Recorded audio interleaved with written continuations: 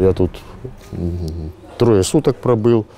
Морально пыточная была под низом, моя камера была наша наверху. И целый день доносились страшные крики. Вот здесь вот полуподвал. Вот. И днем, и ночью эти крики. И там, как говорится, только лежишь, спать невозможно. Пытали и мужиков, и женщин пытали. Всех пытали. Рук у меня поломали тут. Це ізолятор тимчасового тримання Головного управління поліції в Херсонській області.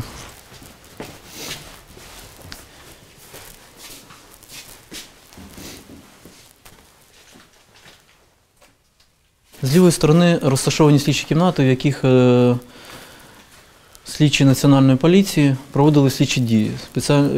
Ці кімнати і облаштували військові Російської Федерації для вчинення катувань, допитів, знущань і нелюдського поводження над нашими громадянами. Сліди катувань, я вам покажу, є в кожній кімнаті. Найбільше слідів і предметів катування було виявлено в цій кімнаті. Якщо ви бачите бризи крові людини, яку тут били, знущались. Они подключают 2 электрода к яйцам. И динамо, и машины меня начинают. Там 300 вольт, бля. У меня волосы дыбом, естественно, крики, это, все это. Вспоминаю. Потом он тише делает немножко, чуть-чуть, поэтому по телу как будто у тебя так все дрожит, все тело дрожит. Потом опять добавляет, вспоминая, потом опять убавляет, опять добавляет, опять и опять. И дубинками. Я весь мокрый. Тут виявлено зламаний польовий телефон, з допомогою якого виробляли комутатори електроенергії і електрострумом катували людей. Прив'язували їх скотчем до стільців. Залишки скотча були виявлені в цих кімнатах. И начал дубинками меня бить. По пояснице, да. Потом что-то какую-то, ой, чтоб не было фигню, прикладывали на шею смягчающий. И удар по шее. У меня шишка, но уже сошла. Вот здесь вот была, с левой стороны. И левую сторону. Здесь стол им мешали. У них типа, блин, какая-то плетка такая или что. Здесь плеткой начали шуровать. Задница дубинками шуровать. Все. Ну, боль, конечно. Где? Вспоминай. Где сын? Где это? Я говорю, я не знаю. И мне говорят, все, вспоминай. Мы завтра опять приедем. Ще коли місто Херсон та територія Херсонської області майже фактично вся була окупована, окрім деяких населених пунктів, ми вже зареєстрували 43 кримінальні провадження і визнали 43 громадянина потерпілими від катування на території ізолятора тимчасового тримання. Після того, як слідчі групи вже отримали можливість проводити слідчі дії на території міста Херсона, щоденно до нас звертаються громадяни про те, що вони або їх близькі родичі отримувались і до них застосовувалися катування на території цього приміщення. Ми виявили списки, ми виявили написи людей, які залишалися в камерах для їх ідентифікації, і робота щодо встановлення потерпілих продовжується. Мене затримали 1 квітня 2022 року. Зразу відвезли в ІВС в Херсоні. Там катували 8 днів. Потім вивезли в Крим, в Сімферопольське СІЗО номер 1. Катували побиття руками-ногами групове, накидували зашморг на шию та підвішували, імітували розстріл, погрожували катуванням батьків. Накидували зашморг на шию і кремезний хлопчина так мене брав і через себе перекидував, я хвилину висів. Катування електрикою їхнє улюблене. До пальців, до вух, на нирки, на вухо і геніталії. І пропускали струм електричний.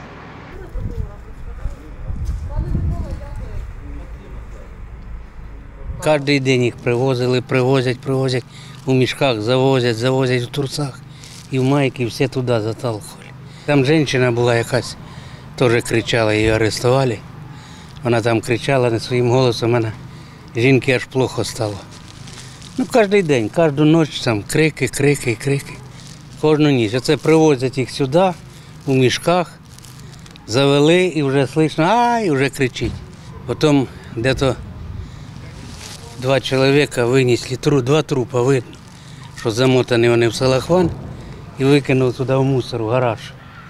Там крайній гараж, у мусор кинули 2 трупа. Ну, видно, що один несе, второй, вдвоєм несуть і викинули. Це перед тим, як вони уходять. І ви знаєте випадки у Витальні в той період, коли ви тут сиділи в СІЗО, коли людей закатували? Я знаю, що декілька людей покінчили життя самогубством, декілька вмерли під час тортур, але прізвищ не називали. Це було В ІВС було чути крики, мольби.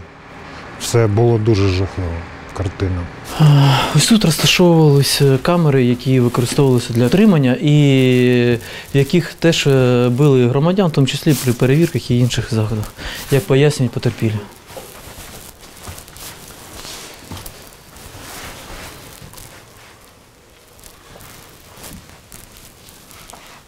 в тих камерах, в які ми заходимо, бачимо, що тут, там, де тримали українців, все пописано їхніми пропагандистськими насильницькими лозунгами. Например, они открывают камеру, кого-то впускают или еду. Ты должен кричать: «Слава России! Слава Путину! Слава Шойгу!» Вставали все, друг другу, на них не смотрели. Не дай бог на него посмотришь, кто зашел. И должен орать. Не будешь орать, сразу получаешь. Це коли ви сиділи так? Да. Должен знать гимн России, выучить. Там на тряпке висит в камере до сих пор. Вот это мы позавчера были. Гимн России должен знать. Не будешь знать, будут избивать прямо в камере дубинками.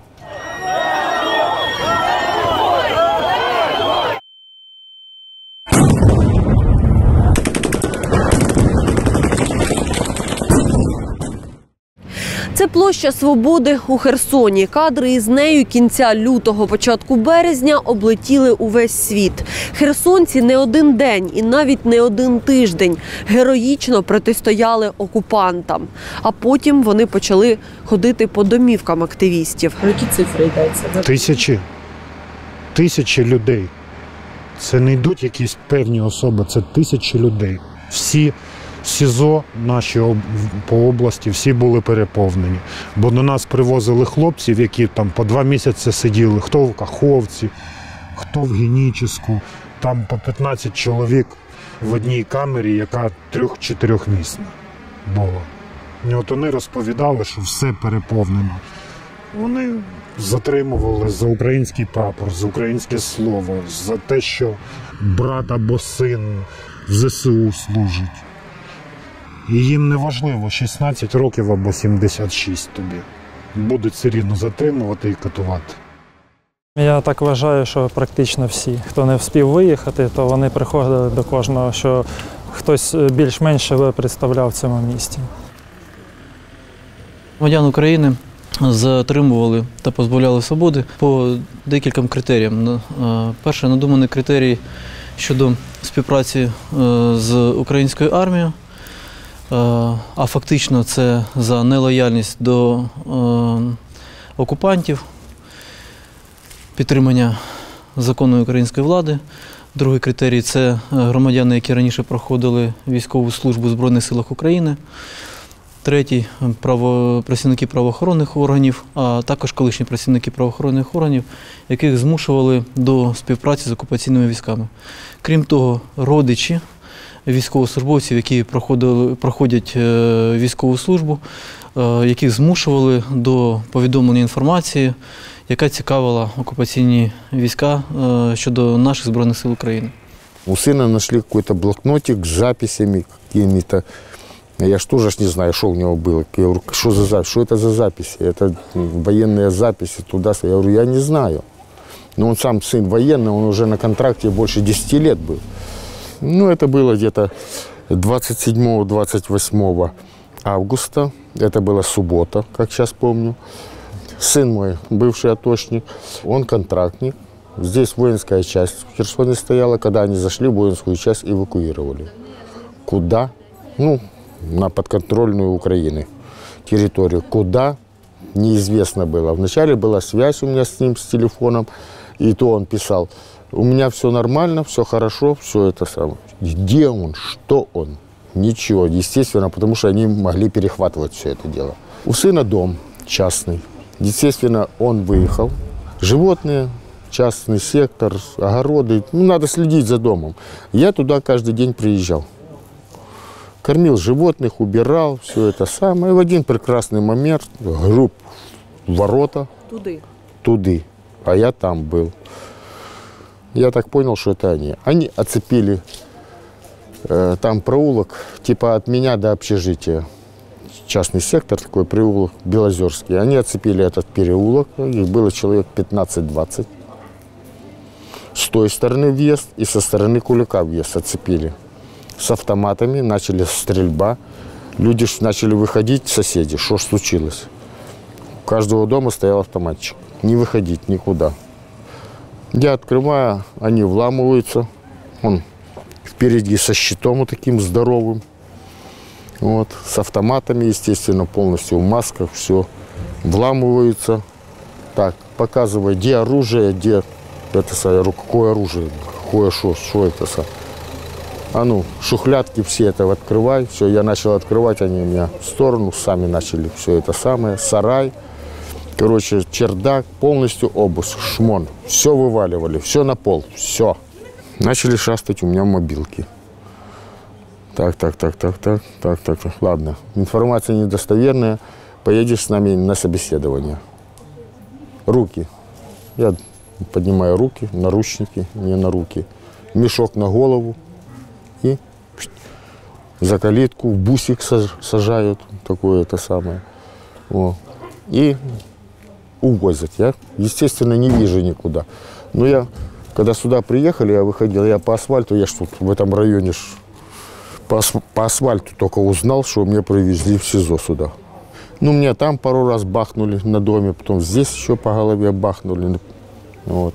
И сидел, где-то полчаса сидел.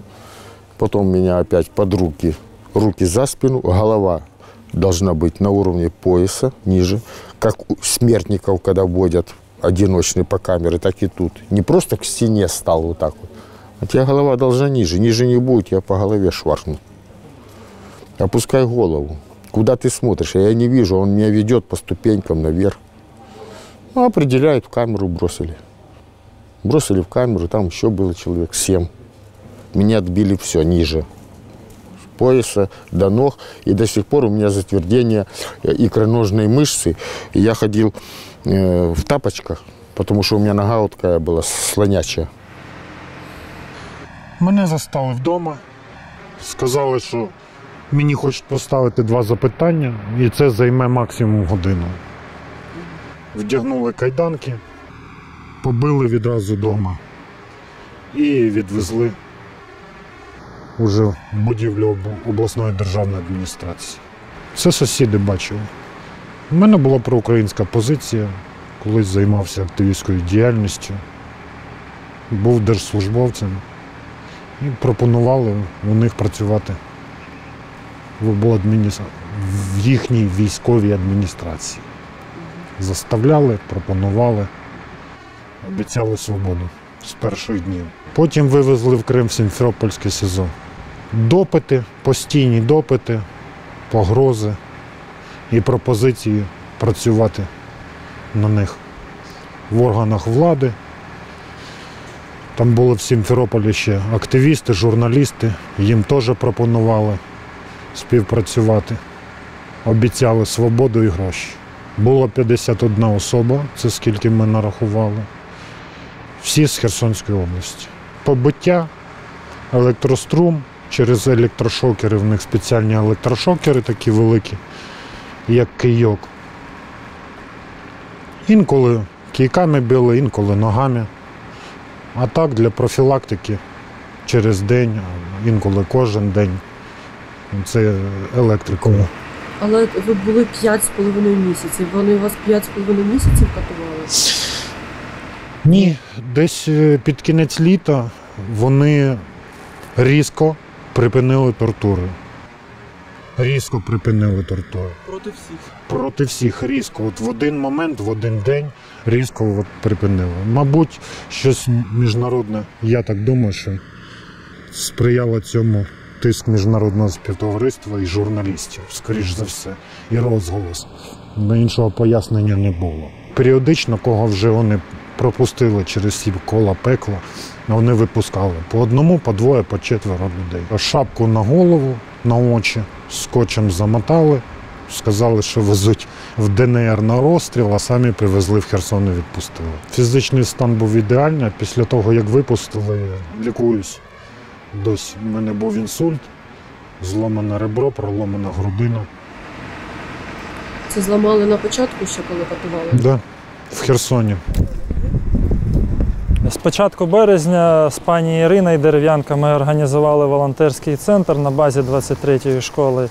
І він працює до сих пір. Там їжу роздавали, підстригали, лікували, роздавали ліки. Хлопці з Одеси нам передавали ліки. Це край необхідно було в березні місяці. Десь всередині березня вони почали приходити до самих найактивніших.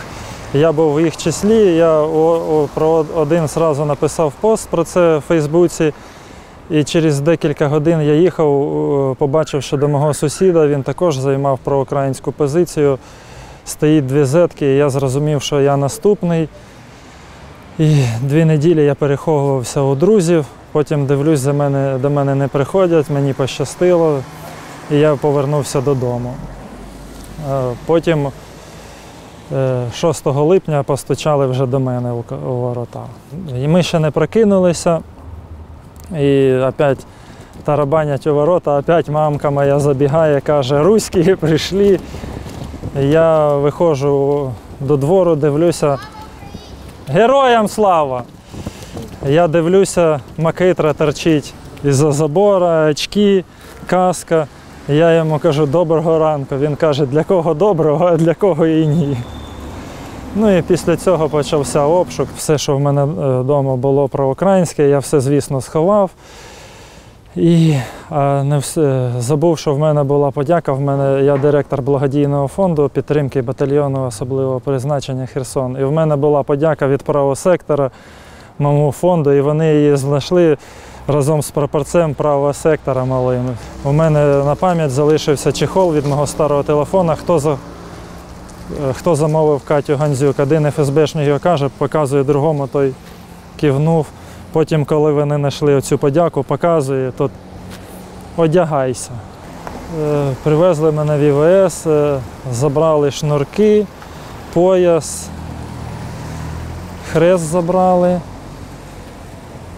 І все, завели мене до хлопців в камеру, і я там сидів до першого допиту. Мене завели на 2-й поверх.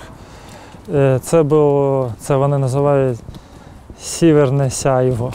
Тобто тобі це чіпляють на якісь кінцівки щипчики такі маленькі та катують током. Мене катували током. Перший тиждень тебе питають, катують, і ти даєш покази якісь, а потім ти просто сидиш і тебе ніхто не чіпає. Ну, це теж є психологічний тиск, і ти чуєш, як питають і б'ють інших хлопців, і не знаєш, коли ти вийдеш звідтіля. Я був там 54 доби. Мені відомо про 5 чоловік, які там залишились назавжди. В них не витримувало здоров'я. Це один був мій товариш, в нього був сахарний діабет та хворе серце, і у нього були татуювання 3 зуби. Також у мене в камері загинула одна людина після катування – Михаїл Каретний. Скільки загалом сиділо людей?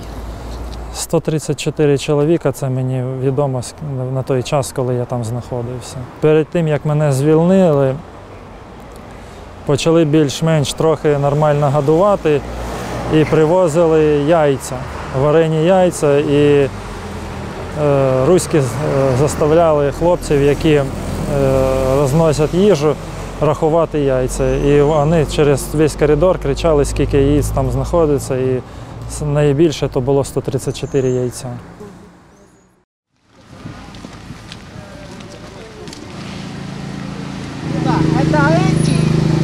У мене у знайомих у двох номери не відповідають. Работали по списку. Нельзя было на улицу выйти, потому что боишься, что тебя могут остановить, взять телефон, проверить. И если, не дай бог, у тебя что-то с украинскими символикой или там песни какие-нибудь украинские, все, сразу тебя на проверку, на фильтрацию. Из-за этого боялись телефоны брать на улицу. Могли в дом прийти.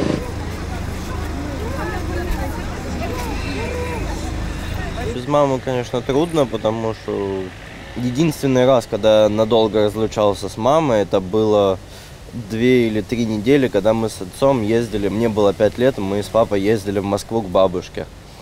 А 2 месяца просто, не знаю. Он плакал. Помогали. Ну, Когда я вернулась. Помогала мне. Ну, хорошо, папа был дома. Мы уехали на дачу, вот это ж ремонтом там заниматься, и сын звонит, говорит, мама к нам ломится в дверь. Это было 23 июля, где-то в 6:30 вечера. И я говорю, открывай дверь, пусть заходят. То есть понимаю, что у нас дома, ну понятно, ну флажок украинский стоит, ну ленточки висят. Но ничего такого, то есть, чтобы там, ну, было как бы для них претензий предъявить, не было ничего. Вот. И мы буквально через 20 минут примчались домой. Понятно, что пока мы ехали, мы поудаляли все группы, которые бы для них могли бы.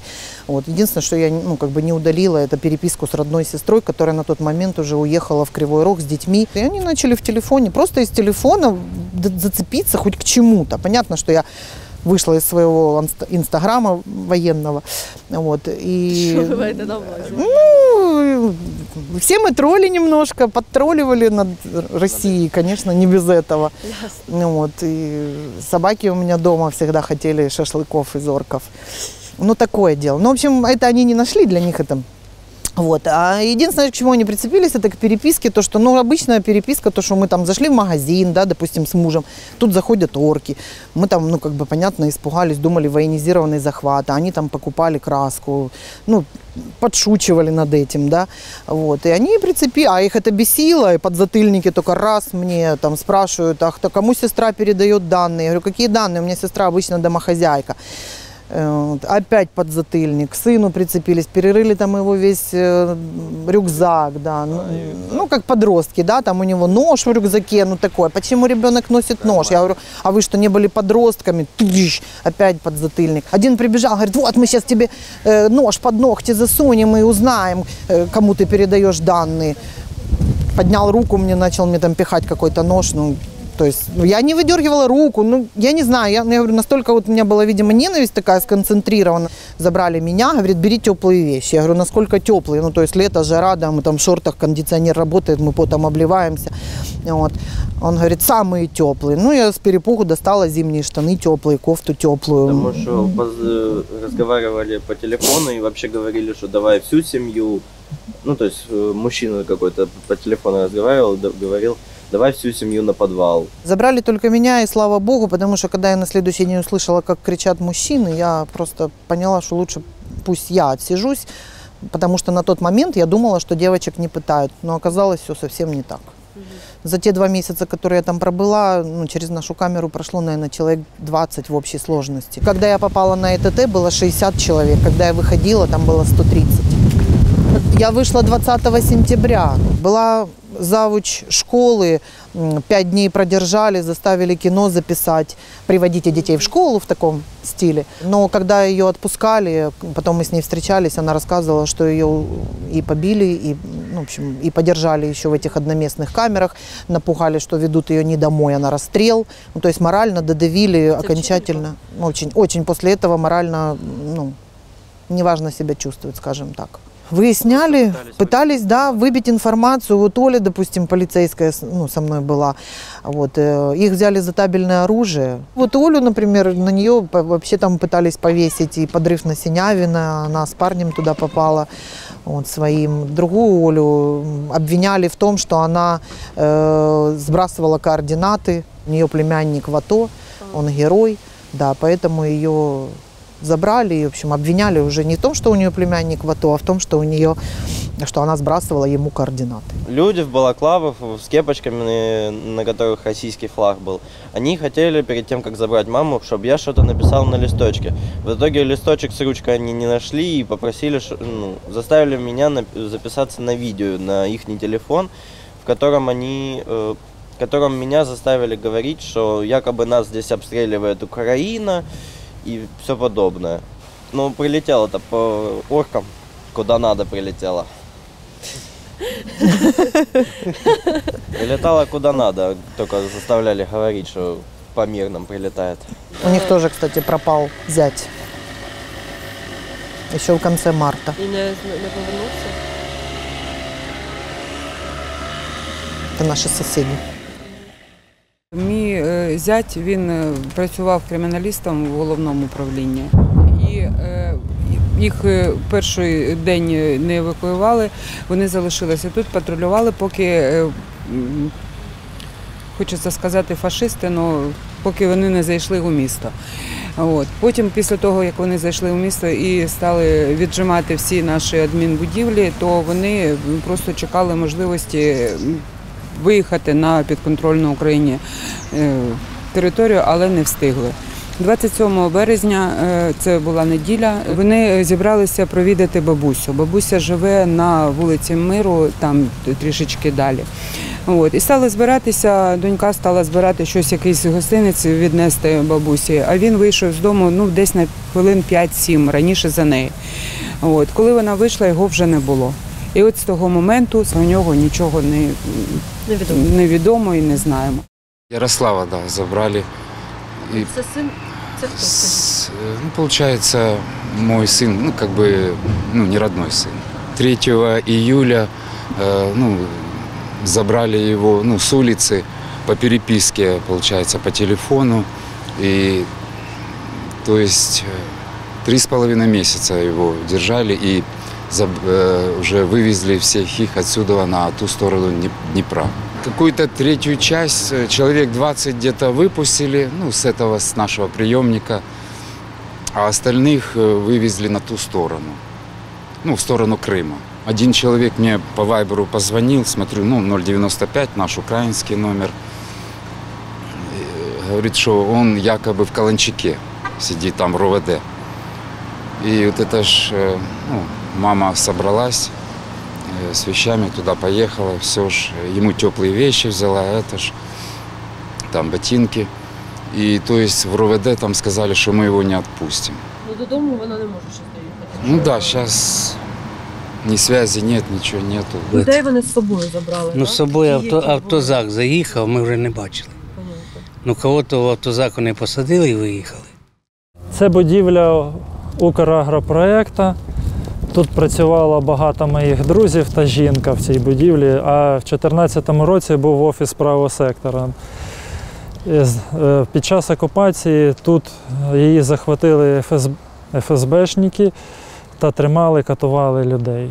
Це було саме найстрашніше місце в місті Херсоні, де можна було знаходитися полоненим. Тут ваші були знайомі? Були мої знайомі, так. Саме страшне, що тут відбувалося, що вони тримали людей примкнутими наручниками до батарей та не випускали деяких хлопців до 5 діб до туалету. І, звісно, побиття це все було, це не обговорюється.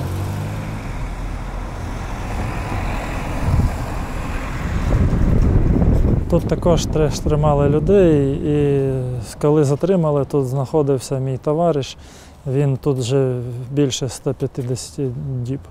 Його вже вивезли, і наразі ми не знаємо, де він. Розумієте, скількох тут людей вони тримали? Тут не дуже багато, тому що тут менше камер у них, виходить. Саме більше людей це було у нас та на СІЗО.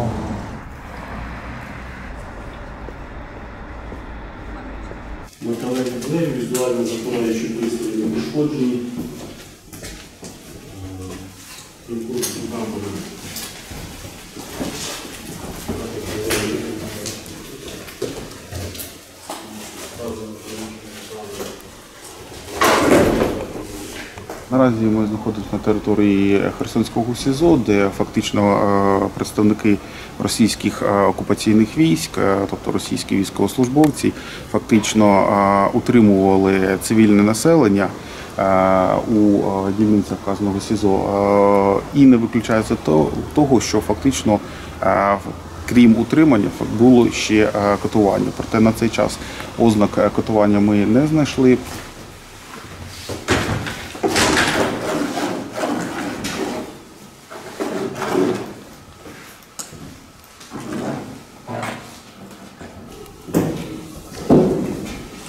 Поки що слідів катувань в цьому СІЗО слідство не виявило, однак тут це буде зробити складніше, оскільки перед відходом окупантів частину приміщень тут було спалено.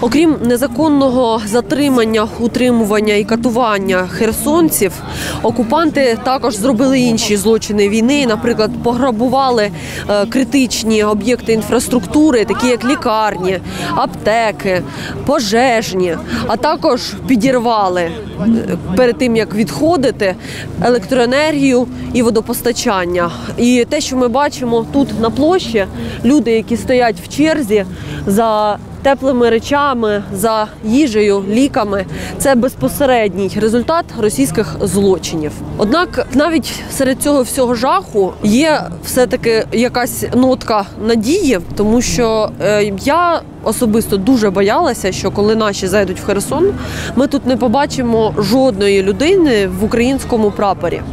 Бо окупанти всіх їх або закатували, або забрали з собою. Однак, коли ми прийшли, ми побачили, що людей, які люблять Україну, здається, в Херсоні стало ще більше. Під час цього пекла ми здобули дуже важливу річ.